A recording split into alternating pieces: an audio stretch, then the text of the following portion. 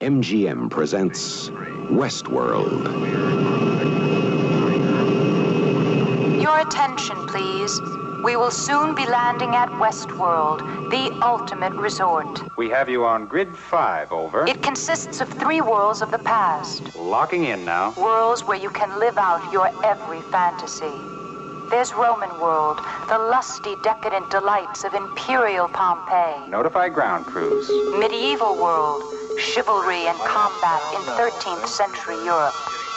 And Westworld, lawless violence on the American frontier of the 1880s. Bacon, cinnamon toast. Each resort is maintained by reliable computer technology and peopled by lifelike robot men and women. Let's stand by for resort activation. Ready on 6, on 5, on 4, on 3, on 2. Activate now. Our robots are programmed to provide you with an unforgettable vacation. Dinner at 7, breakfast at 6:30. Get lunch on your own.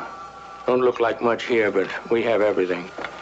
You mean to tell me he's a robot? What'll it be? Vodka martini on the rocks with a twist of lemon. Very dry, please. Just give him whiskey. He's new in town. Many elements of the Delos Resort are potentially dangerous. That's part of the appeal. Go on. You say something, boy. Kill them. Your move.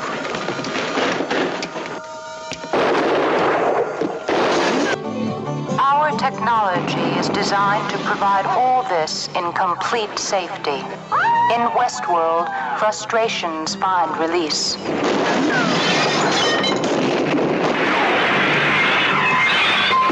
Desire ends in satisfaction.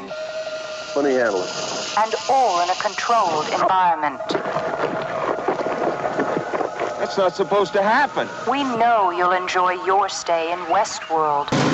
Westworld from MGM, starring Yul Brynner, Richard Benjamin, and James Brolin.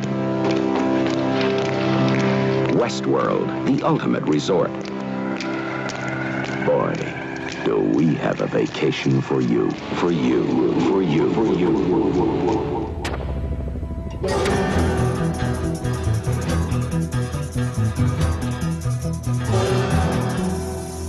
Hello, everyone, and welcome once again to Geekfest Rants. My name is Carlos Barone, and joining me today I have James here. Say hi, James. Hello, hello. Today we are going to go backwards again to explore one of our old-timey, and for us old-timey, we're talking about the 70s because, we're not that old, for Christ's sake. We're going to look at an old sci-fi, somewhat of a classic, if you will, called Westworld, which, obviously, it's no Star Wars or Superman in terms of, the budget and the production value, but it's definitely a good entry in the sci-fi realm.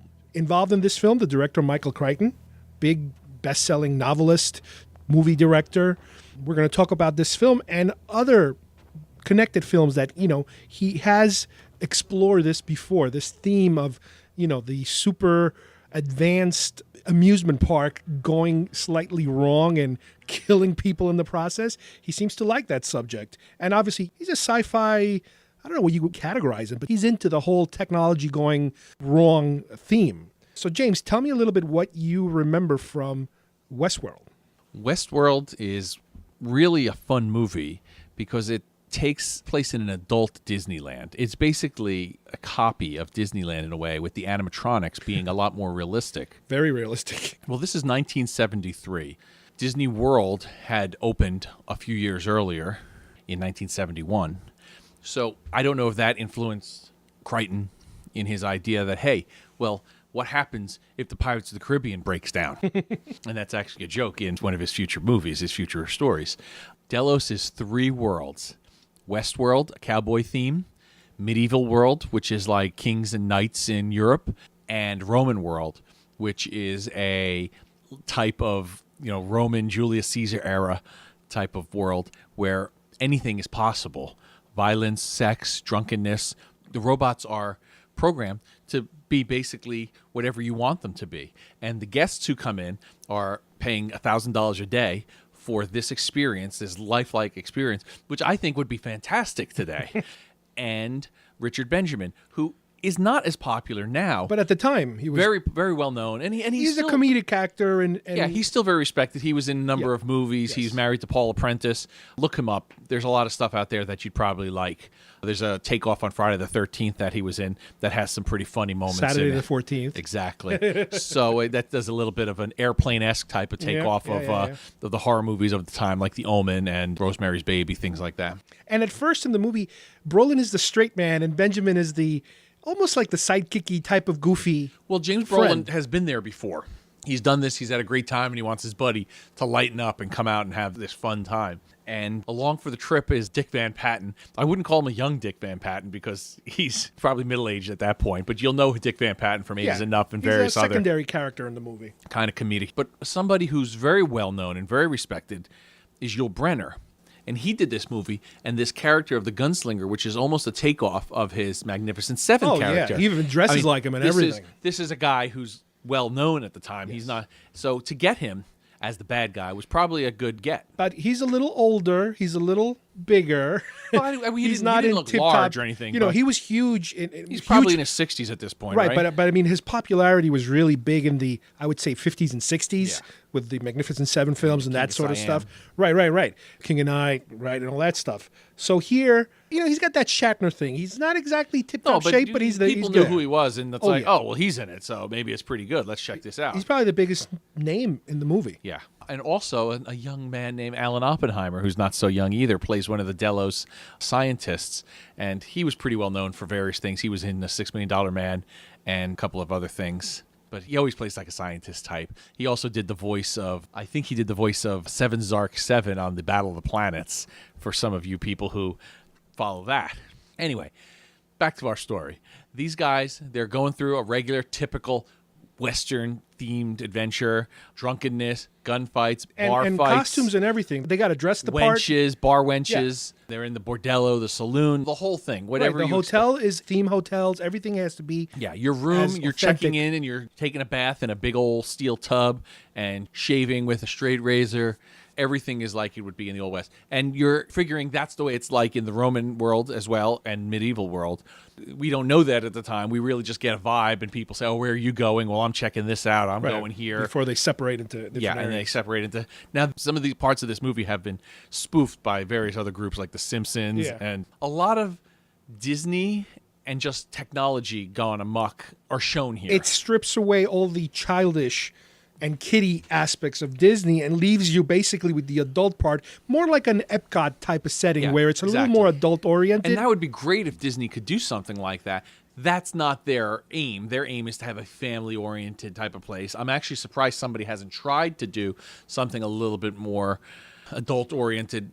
But I guess when you don't have the kids, the adults can't really go, and they might as well just go to Sandals or something like that. Right. Now, the other thing to keep in mind is that I don't know if it was for writing purposes or just by coincidence that the particular worlds we are exposed to in this film are worlds that you could kind of say they're traditional Hollywood backlots. So it's like, it's a little cheaper. Every, studio had a Western town. A castle town, and it's not too hard to have, they really didn't even show us that much of the Roman world. Of Roman or medieval world. You see some statues and you see some pillars. But obviously, for this budget, and at the time the budget was very small because this is early 70s. It's a sci-fi film, but it's a small sci-fi film. They can't go all crazy in terms of making a world that is so expensive to build financially for the studio. Yeah, they go with what they got. Yeah, I'm not even sure if it's very much at all. Figure in 77, Star Wars' budget was supposedly around $12 million, so this is obviously a lot less than that. The film apparently made $4 million. Made $4 million, so I guess it must have cost, I don't know, $1 or $2 million? Yeah, I'm sure. Technology-wise, special effects-wise, they're basically humans playing the part of robots, and when they had to do some malfunctions or had to do some repairs or something, they would open them up, and you'd see, when they open up Data in Star Trek, you'd see a little computer... a lot of tricks, those type of tricks. Yeah, there must have been a little bit of, green screen type thing there. They did have some very rudimentary CGI, if you want to call it, effects that were kind of dabbled on in terms of the heat vision and all these different ways. The way the robot see you. humans and see the Right. events. They pixelated it and made this weird sound. And the robots they're kind of very like step forward wifey acting in terms of they got to have these somewhat slightly mechanical moves. They gotta kind of move somewhat But they even slower. in the movie, they make a point of saying, "Hey, you sure she's a robot? Yeah, yeah. Absolutely. You can do anything you want." And I guess the intention is these people are going to do anything they want. Right. And If this film was made today for the first time, this would be an R-rated film, and you would get to see a lot more. Obviously. yeah, I'm sure. Following the rest of the story, the robots have some type of malfunction. They notice these little things are starting to occur. The rattlesnake actually bites somebody. They're not supposed to hurt humans. There's a program built into them. Even to the know. animals are robotic. Exactly. And the robots are not supposed to, they might start a fight or start a gunfight or something, but ultimately the humans are supposed to feel like they're successful in their sexual conquests, in their fighting skills, in and their the gunfighting. robots are not supposed to refuse anybody being hit on, for example. So as this is happening, one of the women decide not to participate with James Brolin. Some of the other characters are having some malfunctions. They mentioned, you hear the way they're talking, they're saying, "Oh, we have another problem with that particular Black Knight," so on and so forth. And at one point, after the problem is in full blown and they try to shut down all the machines, the only thing that the technicians think to do is to shut everything down, which really only locks them in and shuts them down. The robots have auxiliary power. Without any basic programming, they run amok, and there is mayhem, and there's murder. And the first sign of it, that it's something is serious, the gunslinger shows up, wants to have a fight with Richard Benjamin and James Brolin. And they've done it they're already a number of yeah, times. They're hungover, and they're like, "Oh, Here we go again. All right, here we go. Let me take over." And Brolin goes out there, and he gets blasted, and he's dead. It's over. And Richard Benjamin is worried, and now people are starting to realize the machines are going wild. There's raping and pillaging in the Roman and medieval worlds. There's all kinds of chaos going on, which we find out about later. And Richard Benjamin just runs for his life. And at this point, I guess Yul Brynner, for some reason, has some grudge against him, and he is chasing him to the death. And they wind up running through the other parks. He sees the death and the destruction there. He winds up going into a tunnel, which is a lot like the Disney Utilidor. Now, I don't know if on purpose they did that or if it was just copied because, all right, well, this is a theme park. But it was basically a little takeoff of what goes on below the scenes. And I've been to the Utilidors, as a lot of people have, and it's very interesting. It's like its own little world under the park when you go to those tours. And in this movie, that's where the scientists and the technicians were, and he finds that they're kind of dead too. And the only thing that saves him is playing dead himself and throwing acid into the face of the Yul Brynner character to try to slow it down, because this is like the best. This model is one of the best for agility and speed. So to shut him down and to stop him is really going to be a chore. And ultimately, Richard Benjamin is successful after, practically getting killed himself. And the allegory of this is, it's like if you rely on machines, I guess, they'll eventually turn on you and, eliminate you.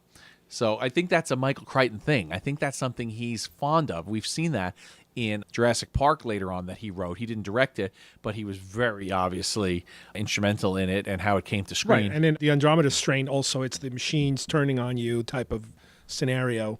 Now, I definitely noticed, I remember when I was watching it, that right in the middle, when Yul Brynner turns, the movie takes a completely different feel to it. In other words, you're done with the exploring these incredibly wonderful creations. Yeah, even the music. The music is originally more like piano. It goes with whatever town you're music, in, right? And then all of a sudden, it's a suspense, kind of like I don't know if you want to call it a slasher film, but it's a chasing a guy down and hunting someone down, and that's what happens. The whole second sequence is it's different scenarios and different ways that Richard Benjamin is trying to get away and sets up traps and that sort of thing. Now, I've always felt that James Cameron and a few other people may have found ways to copy this. And here's why. Richard Benjamin throws acid into the face of the gunslinger. Gunslinger is down but not out. Goes into the medieval world and thinks that, okay, he's escaped them. Gunslinger shows up again, lights him on fire, thinks he's down. Again, he shows up, and finally the gunslinger is down and falls apart and he hits him or something. And I feel like that's exactly what happened in Terminator. Well, I think it happened in Terminator 2. I think it happened in Aliens. I mean, I just feel like that the creature or the bad guy, whomever, comes back and back and back. Now, I don't know if it's a copy, but it seems like that's one of the first places I saw that. Well, like I happening. said, you could kind of say, you know, those kind of tricks come from horror movies. Yeah, probably from the 50s killer style. You knock him down, and he gets up at the last minute. It comes after you Because again. it's not exclusive to Cameron. You see that in the Jason movies and the Freddy movies. Yeah, I mean, it's a typical slasher thing. But who can take the credit for it? I couldn't tell you. I mean, that's one thing I noticed when you watch that. You'll think they copied Terminator, but since this was first, but you'll recognize some. The thing is that you make more of a connection because this is sci-fi and it's a robot. Okay, it's the killer robot. Got it, killer robot. And you can't put him down. But anyway, so this is a pretty successful movie popularity-wise. Made some money, was popular on TV when they aired it. So a sequel is made a couple years later, 1976. Nobody participates except slightly. Neil Brenner is in, an almost meaningless scene, but it's okay. And in Futureworld, Delos is trying to make a comeback. They're trying to get past the unfortunateness of the Westworld incident. A little PR hiccup. Yeah, we can clean up. Ignore those dead bodies over there. It's Didn't they say it's like 100 dead technicians and like 50 dead guests or something? It's like, whoa. In most cases, they bulldoze the place. That but, would be a problem. In this case, it's science fiction. They Spin it somehow. They want to recoup their losses. So Westworld is done. They're not going to go back there again. But they've recreated medieval world. They've recreated Roman world and a new world, Futureworld. Futureworld is supposed to make believe you're launching into space. You're in weightlessness. You have all kinds of things going on that would be spaced style. And, of course, this is 1976. Everything is a little more futuristic now, blah, blah, blah. Okay. In this movie is Peter Fonda, well-known actor. That's the big name there. Blythe Danner, who you youngsters will know as the mother of Gwyneth Paltrow. And like I said, there's a few other people that are not really that well known. But these two guys, these two reporters, they play a reporter, Blythe Danner and Peter Fonda, and they're among a group that are going to go and help try to rehabilitate the reputation of Delos. And they're expected to go have this experience and write fantastic things about it. Unfortunately, Peter Fonda is an investigative type reporter at times too, and he's supposed to meet up with somebody who mysteriously gets killed, but not before giving him an envelope with some secret Delos information about this sinister plot, I guess. So they continue on to the amusement park, try to figure out what's going on. It turns out Delos is now trying to rehabilitate itself by creating robot copies of world leaders, high-powered people. Sounds like G.I. Joe. And yeah, Cobra Commander. And now they're going to try to copy the reporters. So blah blah blah. There's investigation. It's not as inventive as Westworld. It's basically like, okay, there's this mystery, and how are these guys going to find it? Well, you got to also keep in mind it's the 70s. A lot of conspiratorial films, yeah, the Parallax View. You're 100% right. The Iger Sanction. The Conversation had come out shortly before that. This is a sci-fi version of the conspiracy theory films. Yeah, so it fits perfect in that respect. These guys they figure out the plot through various, wandering around. There's a lot of wandering around. It's interesting, but the budget looks like they cheaped out a little bit, and some of it, you can find pictures online. You might even be able to find it on Netflix or something. It just feels a little bit cheap. Westworld felt good for what it was because, like I said, the back lots are really good quality. Right. And the sci-fi element of this felt a little cheesy, but not terrible. It's still fun, but still cheesy compared to Westworld. And ultimately, the plot's uncovered. They're going to try to put world leaders out there. Some of them get by. They think that they've successfully copied and eliminated the reporter. So they're sending the reporters out, and it turns out it's a ruse. Peter Fonda gets by them, and by the end of the movie, Delos is now worried that they're going to be caught. This time. The other thing I wanted to mention is that sometimes, and again, in the 70s, you can kind of come up with these type of films that are not blockbustery, that's what sci-fi mega is. budget Star Wars types, or even I would go as far as saying Logan's Run types of films where you actually see that some serious money was spent into them. But a film like this one, and another one that comes to mind is Capricorn 1, where it's not a super hi-fi effect film, but it's a very interesting story. It's a good concept. And it's a good execution of the concept with the resources available. It fits. Because you don't people go were, too crazy. even as far back as the 70s, people were questioning, did we really go to the moon? And this is still going on I'm now. sure you'll find somebody around Buzz these Aldrin is days. still being questioned about it. People try to annoy him regularly. I think he goes out swinging at them. Yeah, it's just okay, But that's you're right about Capricorn One. These conspiracy type movies. This one was Watergate. This is a post Watergate. This is only 2 years. And it was possible to make a low budget, good sci-fi film that takes advantage of resources that are there without going completely bananas. Yeah. And funny about Logan's Run, because MGM made Westworld, MGM passed on Futureworld, it says, because Logan's Run was their big, and we've talked about that, and Logan's Run was supposed to be that was the flagship. It was supposed to be Star Wars. Right. It didn't quite happen that way. We like it, and a lot of people like it, but it didn't explode like they had hoped Star Wars did the next year. And, had Logan's Run been made a year or two later, it might have been a different story, or it might not have even been as interesting a movie. We don't know. Now, we thought that, and up to this moment, up to yesterday, I think, I was under the impression Futureworld was it. But all of a sudden, a story popped up on the internet that somebody wanted to remake it. And as a result of remaking it, guess what was out there that you probably knew about?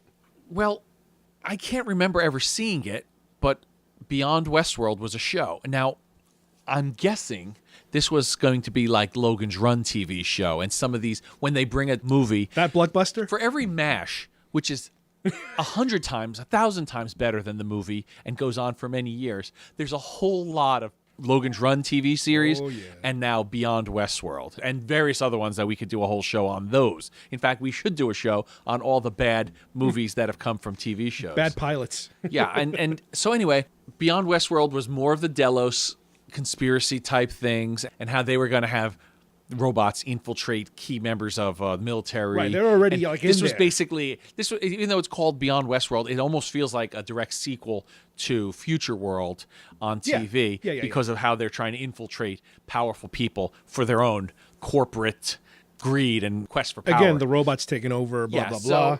So it fits. But this was the early 80s when this thing was came out. 1980. Yeah, it was like, you know what? 5 episodes were made before it was canceled. 3 of them aired. I don't recall ever seeing them. I'm going to look it up. There's at least one of them on YouTube that That's you could what you find. said. And did it look cheesy, or did it feel a little... Yeah. As we've said, the Logan's Run TV show is really hard to watch. I'm guessing there's a good reason why this was canceled after 3 aired episodes. So that said and done, there's been rumors for the past number of years. The most recent rumor of a Westworld revival or remake was with Arnold Schwarzenegger. Yeah. I guess kind of playing a Richard Benjamin type. Right. We don't really know. There was Nobody a ever blip said. about him possibly getting involved in a remake, but it didn't need to be a direct copy. But again, they could have taken liberties, on how they scripted it. But Arnold Schwarzenegger was a pretty big name. But I feel like he would not be good for it right now. I don't know, unless he played the gunslinger, because him as a baddie. He could be But then it would be a ripoff, too much of a ripoff of a Terminator type of character. But that's what Yul Brynner was, almost like a ripoff of his Magnificent Seven character. It's in costumes and everything. It goes from film to film. So it wouldn't be ridiculous if that happened to happen. And Schwarzenegger has a history, especially a younger Schwarzenegger, that every couple of years he would be attached to films that never go anywhere. Yeah. And it was like, oh my God, he could be this person, he could be that person. He was going to be Sergeant Rock for years. And I think at one point he was going to be involved in Spider-Man with Anyway, Cameron. yeah. No. So anyway, that whole thing, that's probably not happening, because now there's news. However, of J.J. Abrams putting his foot into the sci-fi waters yet again, and with HBO. I'm afraid, I guess I am a little prejudiced because I don't feel confident after all this about how Star Wars is going to turn out. Well, keep in mind, and I don't know Jonathan why. Nolan is apparently the writer attached. Sure. He's got a good track record. There's potential, and the fact that it's on HBO will mean it's probably going to be better, and you'll have the sex that we were just talking about. A little more adult-oriented, yes. I guess True Blood's kind of winding down in the next few years. They probably have a couple more years. They still have Game of Thrones, but... But exactly, the Game of Thrones, they they're basically on the halfway would be mark taking at least. something that's kind of exists, these adult theme park kind of things, and they can go at it from various different angles. Now, and I want it to succeed because I like the concept. J.J. Abrams, as we've said before, and I've said, I feel like he gets all excited. He gets you ramped up. You're excited. The company producing it excited. The media's excited. And then halfway through, he seems to move on to something else. And everything I've mentioned to you starts off fantastic. Felicity, Alias, Lost. Well, yeah, most of his television projects. Star Trek even is happening now. You don't agree with me, but I just feel like he went gung-ho with the first Star Trek and created this whole new world out of the leftovers of what we had loved. And people said, hey, we're into it. And I just feel like the second movie was an attempt to make it epic, but basically just kind of cheapened out in a sense by using a story and a concept that had been done already. Now Star Wars, he's going to come up with a sequel trilogy, and he's basically the godfather of Star Wars now.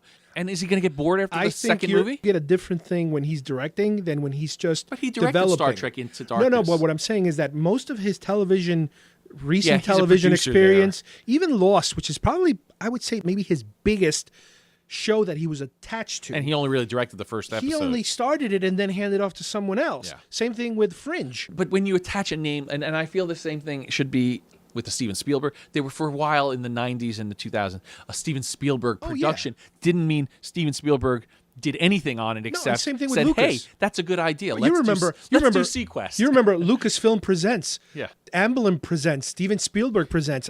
There's a lot of projects that they attach their names, but the level of involvement ranges a lot. And then you can tell when Steven Spielberg directs a Schindler's List, or Steven Spielberg kind of said, yeah, let's release this under our DreamWorks or under our Amblin, and it doesn't hold up. I honestly don't care who's attached to it. I want to see it. I want to see what it looks like. If it's horrible, bye-bye.